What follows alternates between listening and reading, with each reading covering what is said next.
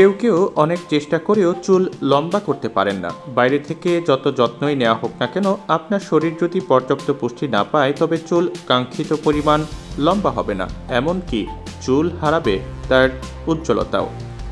তাই সুস্থ ও সুন্দর চুলের জন্য যত্ন তো নেবেনই, তারও আগে পুষ্টিকর ও চুলের জন্য উপকারী খাবার খাওয়া জরুরি। কিছু খাবার আছে যেগুলো আপনার চুলের দ্রুত বৃদ্ধিতে ভূমিকা রাখতে পারে। চলুন জেনে নেওয়া যাক। প্রথমেই আমন্ডের কথা বলা যেতে পারে। বাদামের মধ্যে আমন্ড বেশ পুষ্টিকর ও জনপ্রিয়। এই বাদামে মিলবে প্রচুর ভিটামিন ই। এই ভিটামিন মাথার তালু রক্ত সঞ্চালনকে উন্নত করে এবং নতুন চুল গজাতে সাহায্য করে। তাই প্রতিদিন এই বাদাম খেলে চুল হবে মসৃণ এবং লম্বা। সবুজ শাক। পুষ্টিকর খাবারের মধ্যে অন্যতম হল সবুজ শাক। এতে থাকে প্রচুর আয়রন এবং সেই সঙ্গে আরও থাকে ভিটামিন ই। নিয়মিত শাক খেলে তা ভালো হজমেও ভূমিকা রাখে। সেই সঙ্গে চুলে যোগায় প্রয়োজনীয় পুষ্টি। তাই লম্বা চুল পেতে চাইলে আপনার নিয়মিত খাবারের তালিকায় রাখতে হবে সবুজ শাক। এতে আপনার ত্বক উজ্জ্বল হবে।